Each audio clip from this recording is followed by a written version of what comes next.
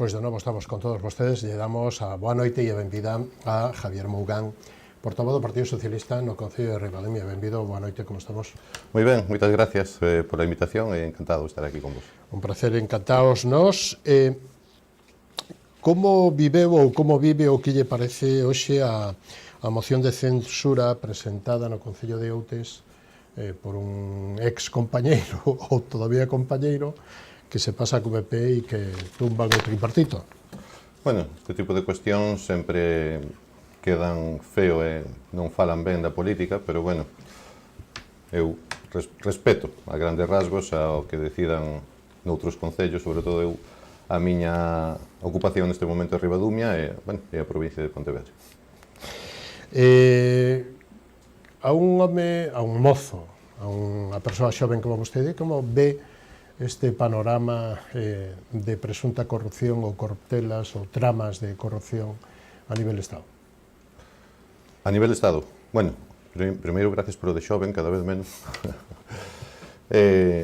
A corrupción acompañou a este país durante máis anos dos que debería, sobre todo na época do Partido Popular, con Rajoy e con Aznar, co que viñamos padecendo das políticas tamén daquela época.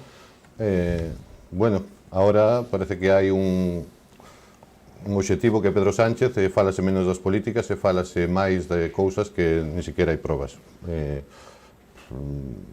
Algúnas cuestións pareceme lamentables. Un dato que é super curioso é que o ministro menos coñecido é o ministro de Economía. Debe ser porque vai ben. Bueno, o Partido Popular non fala do ministro de Economía. Antiguamente falaban de Economía, pois agora falan menos. Falando de Economía, como ve vostede ou como valoras a posible condonación que mañán vai a término, digamos que do FLA, das deudas condonar, o de condonar é un verbo que non está ben, porque ao final pagamos todos. Usted, isto como valora? A Xunta dice que non, bueno, que non, ou que non sei que. Pero de que en concreto me fala? A condonación da deuda ás comunidades autónomas. Bueno, eu creo que isto que lle corresponde valoralo ás administracións que están negociando nestes momentos. A condonación da deuda, pues, terá, en algúns casos, será xustificada. Eu entendo que lle corresponde á Administración do Estado e ás autoridades competentes para facer unha valoración sobre este aspecto. Señor Mougán, vimos a Ribadumia, quedamos. Vimos a Ribadumia. Supoño que será un territorio máis firme, non? Bueno, máis cercano, por lo menos. Máis cercano. Bueno, Ribadumia, 5.250 habitantes máis ou menos, Partido Popular con maioría absoluta 7 concelleiros, Partido Socialista 3, BNG 1, Somos Ribadumia 1 e Xuntos por Ribadumia 1. Vostede, 3 concelleiros, a primeira vez que se presentaba. Que valoración fai vostede en maio do ano 23? Sí, vai facer 2 anos xa desa data, xa pasou, a verdad, que casi eses 24 meses, e estamos a metade do mandato, prácticamente. Para nós foi, bueno, un pouco agridoce, porque tiñamos expectativas, obviamente, de pelexar pola alcaldía, pero a valoración global foi positiva porque, como ben dixeches, foi o mellor resultado da historia do Partido Socialista de Ribadumia, o que nos fai ser, pois, dunha maneira clara, alternativa de goberno real, xa efectiva a día de hoxe, desde o 2023 a día de hoxe máis, porque xa vimos demostrando, pois, en actividade no Concello que somos capaces de levar cousas, levar propostas, de debater con corrección, de non ser obstruccionistas e de ser unha forza seria. E como está? Como valora ou como ve vostede ou como definiría a situación do Concello de Ribadumia? Bueno, a grandes rasgos, e como dixen, xa casi a metade do mandato, xa podemos facer unha valoración do que é o novo Partido Popular de David Castro, cales son as políticas que está a implementar. A valoración, sobre todo no aspecto económico, pois nos parece que deixa moito que desexar, porque estamos con varios aspectos, o período medio de pago disparado durante todo o ano 2024, por encima do que marca a lei, dos límites que marca a lei Comezouse o ano así e cerrouse así. E pasamos, ademais, unha situación moi preocupante porque pasamos de 18 días, en moi pouco tempo, no ano 2022, a eses 102 días, que é o último dato que temos publicado e que se pode consultar calquer veciño e veciña no Ministerio de Facenda. Pero, a maiores do período medio de pago, temos pois uns presupostos prorrogados do ano 22 con dúas maiorías absolutas, que é algo incomprensible nun equipo de goberno que teña esa holgura dentro da política municipal, con 8 concelleiros daquela, con 7 agora, e pois é algo que non é habitual, que se prorroguen desa forma os presupostos, os orzamentos, e despois que se leven pois tarde. E despois parece que incluso fan unha emenda aos seus propios orzamentos, porque no ano 24, ano pasado, recentemente, se aproban os orzamentos en xullo, e despois en decembro se leva unha modificación de crédito por valor de 839.000 euros. Iso é unha emenda aos propios orzamentos, é dicir, o equipo de goberno emendase a si mesmo. E o pleno de fai 2 semanas, un pouco de trámite de urxencia para este tema. Sí, bueno, unha urxencia tamén un pouco injustificada. A urxencia ao final veusenos a decir a oposición que era por unha subvención que se ia perder, pero claro, a urxencia estamos falando da conta xeral do 2023. Estamos en febreiro do ano 25. Nos parece un pouco tarde, aparte que se superan todos os límites legais, e de feito hai un prazo legal que é o 31 de outubro do ano seguinte en curso, que se refire ao ano 24, neste caso, para ter presentada a conta xeral. Ao final, incluso se chegou a convocar un pleno de urxencia, pois un pouco injustificado. A política impositiva, taxas, impostos, como a valora vostede? Bueno, en impostos e taxas é coñecido que somos dos concellos que máis baixos da comarca. Nos preguntamos nun pleno creo que foi en novembro do 23, o alcalde directamente se tiña pensado subir as taxas. Eu creo que se tiña que haber acometido unha subida progresiva. De todos os xeitos, estamos á espera da decisión que toma o alcalde para ver se vai actualizar os datos en canto a taxas e canto ao coeficiente para aplicar as partidas do IBI. Pexón, polígono industrial... Bueno, Pexón foi interesante durante este mandato. É unha actuación de dudosa moralidade, podemos decir, que se levou a cabo porque se fixo unha modificación do Pexón en conta ao polígono industrial para aumentar en 3,78% do totalidade do terreo do polígono industrial, cando realmente xa era unha ampliación onde había unha nave, é dicir, estaba funcionando xa unha nave. A modificación do Pexón foi unha modificación que nos dixemos que era ad hoc, é dicir, estaba feita por un motivo en concreto, que era esa nave que xa existía, demasiadas irregularidades no expediente que nós pudemos consultar, e de feito se ocultou deliberadamente a existencia desa nave no seu momento. Incluso houve actuacións do Seprona, non porque o digamos nós, non porque o diga Javier Mougán ou o Partido Socialista, senón porque houve unha denuncia de Seprona, unha intervención da APLU. Ao final non sabemos cando, porque houve algunha alegación, non sabemos cando volverá a pleno, porque ten que volver a pleno. Nos dixemos o que tiñamos que decir, fomos moi claros, as cousas non se fan así. Situación, valoración de como está o centro, que sería, bueno, Barrantes, o centro urbano, e as parroquias e os lugares, desde o punto de servicios de saneamento, abastecemento de auga, vías, os rurais, etc. Bueno, moi amplo Claro, sí, facemos un conxunto, porque senón non temos tempo para ir detalle por detalle, pero... Bueno, en canto as parroquias e os viais, obviamente, empezan a estar moi deteriorados. Eu vexo que hai unha parálise e perdemos, en certa maneira, 10 anos con estes sucesivos gobernos. En algúns aspectos perdese 10 anos e cada vez as cousas están máis deterioradas. En canto a saneamento, seguimos tendo deficiencias e nós tamén o levamos a pleno. Creo que empezamos con este tema en novembro do 24. En outubro, no pleno prorrogado, o sea, no pleno que se suspendeu o pleno en setembro, levámoslo no de outubro. Sigue habendo casas que non teñen acceso a saneamento, e aquí recordamos que, por exemplo, hai un convenio firmado con MEIS para a colaboración de levar o saneamento a esas casas que en zonas limítrofes é que por parte do equipo de goberno en primeira instancia se nos ocultou. Ese convenio que estaba firmado do 21 aínda non se está levando a cabo por parte de Ribadumia, e máis me consta que a alcaldesa de Meis está intentando chegar a acordos con David Castro para levar a cabo a firma dese convenio, o convenio firmado para levar a cabo as obras. E a nivel de infraestructuras, de outras infraestructuras, como poidan ser colexios, como poidan ser, de este tipo, centro de saúde... Sí, en canto a colexios, por exemplo, aquí temos dous, temos o Centro Rural Agrupado, o CRA de Ribadumia, despois temos o CPI, o Julia Becerra Malvar. Nos levamos unha liña programática no ano 23 que era a creación e a posta a disposición dos terreos necesarios para a Xunta de Galicia e a construción dun novo CPI que creemos necesario para o noso Concello. Con todos os respetos, se Vilalonga ten un cole novo, pois nós como Concello deberíamos poder telo, ademais que temos os terreos necesarios para poder facelo, e son dentro do casco de Barrantes.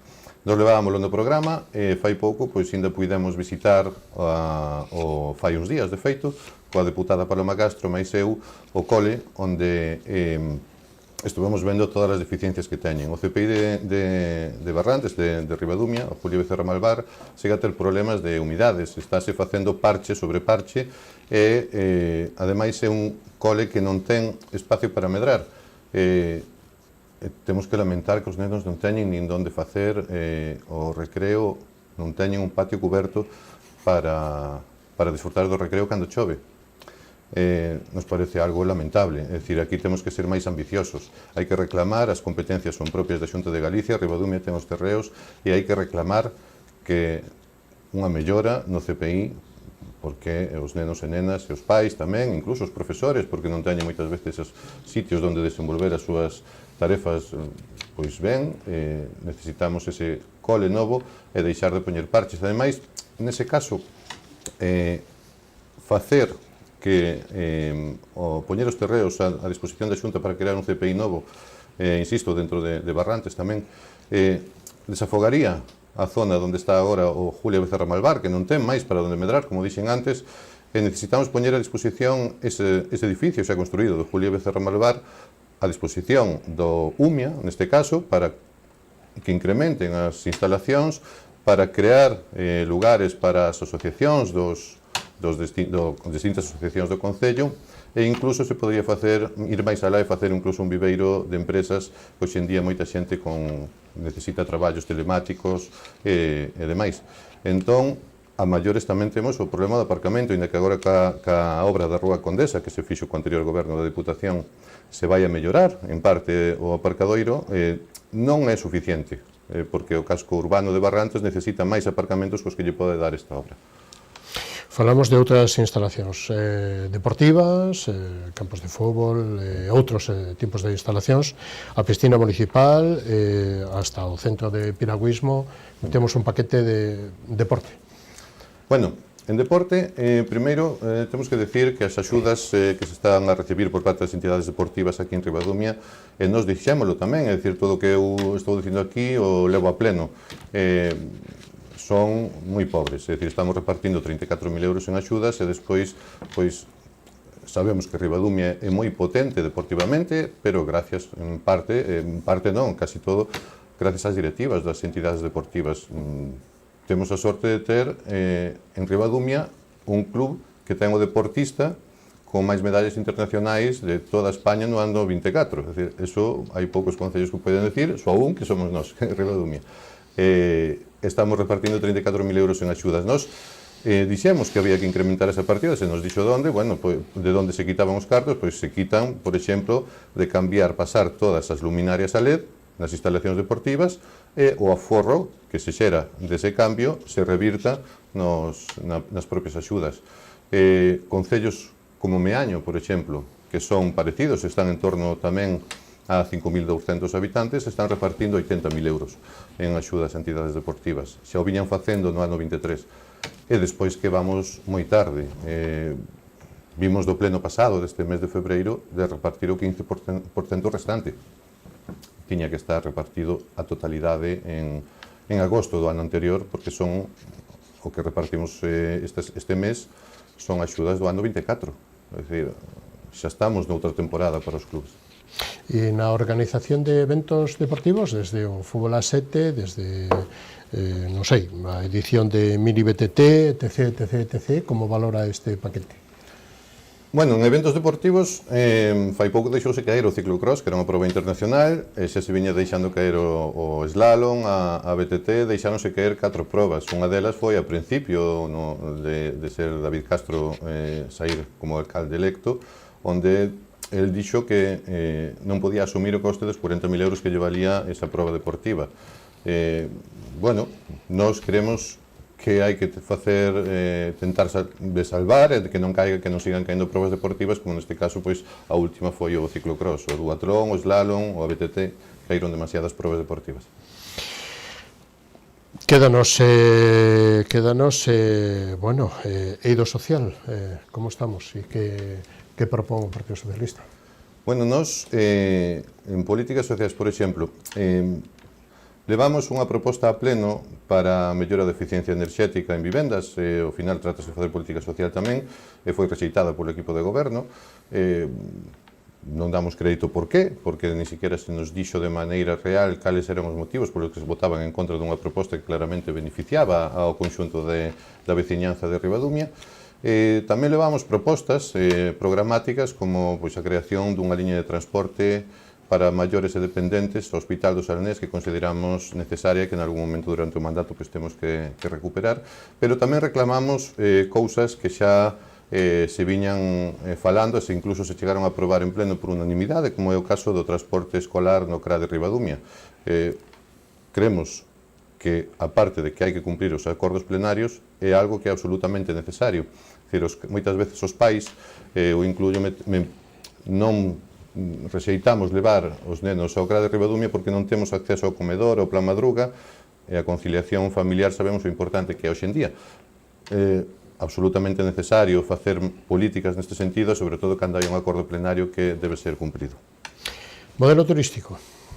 Bueno, o modelo turístico apoiado pola Mancomunidade e agora o Goberno da Diputación, que na anterior era un exemplo con premios a nivel internacional e demais, e todos os concellos da provincia tiñamos o orgullo de estar apoiados por esa maneira de facer política, pois estamos perdendo un pouco de calidade. Eu creo que hai que recuperar zonas, aparte da ruta da Pedra da Auga, da ruta do Umia, que en algúns aspectos está deteriorada, como moitas outras cousas, como dixen antes dos viais. Hai que empezar a reclamar ao Ministerio de Fomento, da Diputación de Pontevedra, da propia Diputación, por exemplo, o Monte do Castro, que é unha xoia turística que podemos ter no futuro, que leva moitos anos paralizado. E as festas, Festa do Pan, Festa do Viño? A Festa do Pan debería ser declarada de interese turístico nacional. Hai que potenciala. Mira, en canto a festas, por exemplo, dase a curiosidade que non no anterior pleno, senón no pleno de novembro, creo que foi, sobraban cartos da partida inicial de 10.000 euros, e os cartos que sobraban, que xa estaban destinados para as festas, pois non se iban a reinvertir, non se iban a repartir. Entón foi unha proposta do Partido Socialista que sobraban 2.500 euros, pois hai que revertilos e reinvertilos, outra vez repartíndose entre todas as asociacións e festas que temos repartidas por todo o Concello. E a Festa do Viño, que leva que onte ou hoxe o alcalde, o señor Castro, haya tido que ir ao xuzgado por unha denuncia, por un como se chama, por unha atracción ou por un tema turístico de implantación, non me sale agora o conto. Como valora isto? Por unha licencia? Por unha licencia, sí. Nos aí vamos a ser respetuosos, porque entendo que é un proceso que está no xulgado. Claro. Como dixen antes, parecenos moito máis grave as situacións que se produciron no tema do Pexón no seu día. É dicir, aí si houve denuncias de Seprona, de actuacións da APLU. Aquí, de momento, o Partido Socialista vai a esperar a resolución que haxe, saber coñecer un pouco máis polo miúdo como se licitou esa licencia, pero de momento vamos a respetar o proceso legal. O que sí teño que decir é que non por este caso en concreto, senón polo que se ven vivindo en Ribadumia nos últimos anos, estáse metendo a política demasiado no xulgado. É dicir, hai moitas denuncias entre traballadores, entre xente da corporación, pasados, estáse levando a política ao xulgado de máis do que tiña que ser. Ribadumia está sendo coñecida moitas veces por xuicios cando isto non fala ben do noso concello. De momento non son moi graves, non? Os temas. Bueno, de momento... Digo. Depende para quen. Bueno, para algún pode ser que sí. Bueno, xa, non sei, con independencia da repercusión, creo. Xa digo, con este en concreto, pois de momento vamos a ser respetuosos porque se trata dun error, non sabemos se é un error a nivel administrativo, non sabemos o que pasou no fondo, obviamente porque nós non temos o coñecemento do expediente, nin estamos no momento de telo. Como lle gustaría terminar este paso ou repaso da política municipal de Ribadumia por aquí, por Canal Rías Baixas? Bueno, nós somos unha formación, como dixemos ao principio, que date conta que nós, cando chegamos, eu máis o meu compañeiro Pepe Lede, chegamos no 2011 ao Partido Socialista. O Partido Socialista levaba 12 anos sin ter representación. Conseguimos facer dun partido que non tiña representación, facer alternativa de goberno. Gostaríame ser recordado como eso, como alternativa de goberno, sobre todo porque temos un equipo pois que é moi potente, moi competente e que estamos en claro crecemento, a pesar do que obviamente nos ocorreu pois fai un ano e pico. Pois lle agradecemos moito ao señor Mougán que haya compartido connosco esta reflexión e este análisis político do Concello e do municipio de Ribadumia. Hasta un vindeiro que sean. Moitas gracias, moi boa noite. Moitas gracias a vos e gracias por invitarme. Desde logo que estarei aquí outra ocasión se me invitades. Moitísimas gracias. Nos vamos a publicidade dando os patrocinadores. Volvemos e recibimos a Juan José Prego, portavoz do Partido Socialista no Concello de Lousame. Non o perdan hasta ahora mismo.